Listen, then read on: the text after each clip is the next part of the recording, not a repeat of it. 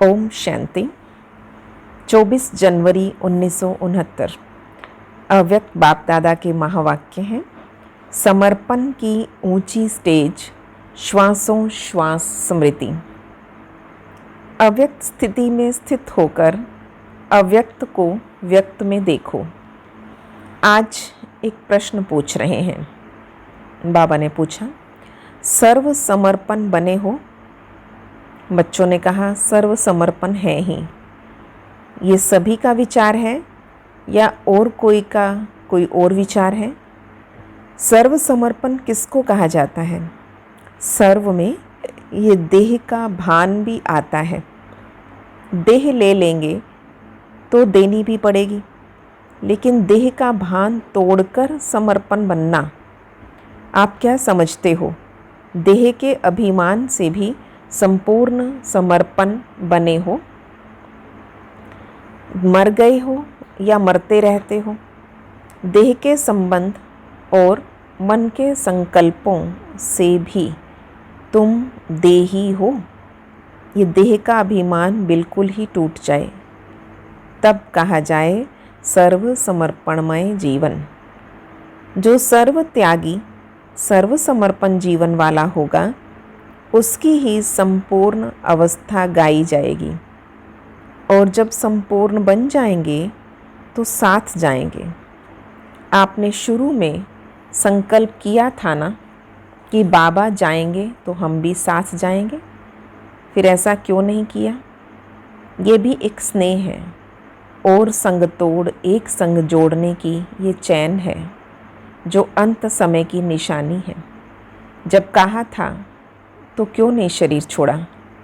छोड़ सकते हो, अभी छूट भी नहीं सकता, क्योंकि जब तक हिसाब किताब है अपने शरीर से, तब तक छूट नहीं सकता।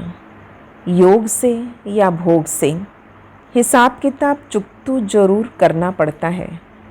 कोई भी कड़ा हिसाब किताब रहा हुआ है तो ये शरीर रहेगा, छूट नहीं सकता। वैसे तो समर्पण हो ही, लेकिन अब समर्पण की स्टेज ऊंची हो गई है। समर्पण उसको कहा जाता है जो श्वासों श्वास स्मृति में रहे।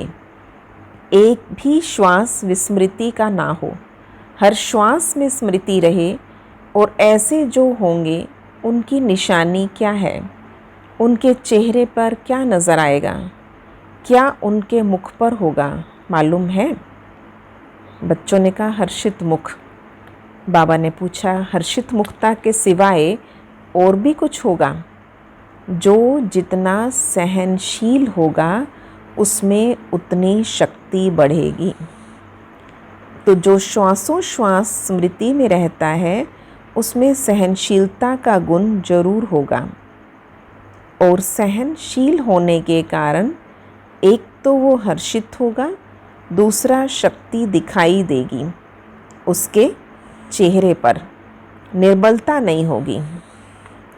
ये जो कभी कभी मुख से शब्द निकलता है, कैसे करें, क्या होगा, ये शब्द निर्बलता के हैं जो नहीं निकलने चाहिए। जब मन में आता है तो मुख पर आता है, परंतु मन में ही नहीं आना चाहिए। मन मना भव मध्याजी भव। मन मना भव का अर्थ बहुत गुह्य है। जैसे ड्रामा का सेकंड बाय सेकंड जिस रीति से जैसे चलता है, उसी के साथ साथ मन की स्थिति ऐसे ही ड्रामा की पटरी पर सीधी चलती रहे, जरा भी हिले नहीं, चाहे संकल्प से चाहे वाणी से, ऐसी अवस्था हो। ड्रामा की पटरी पर चल रहे हो, परंतु कभी कभी रुक जाते हो। मुख कभी कभी हिल जाता है, मन की स्थिति हिलती है, फिर आप पकड़ते हो। ये भी जैसे एक दाग हो जाता है, आपके ही रजिस्टर में धब्बा है। बाबा ने कहा, फिर भी एक बात अब तक भी कुछ वाणी तक आई है, प्रैक्टिकल में नहीं आई। कौन सी बात वाणी तक आई है और प्रैक्टिकल में नहीं? यही ड्रामा की ढाल जो सुनाई, लेकिन और बात भी बता रहे हैं। वो ये है जैसे अब समय नज़दीक है, वैसे समय के अनुसार जो अंतर्मुखता की अवस्था, वाणी से परे अंतर्मुख हो, कर्मणा में अव्यक्त स्थिति धारण करने की अवस्था दिखाई देनी चाहिए, वो कुछ अभी भी कम है। कारोबार भी चले और वो स्थिति भी रहे, दोनों इकट्ठा एक समान, अब इसमें कमी है।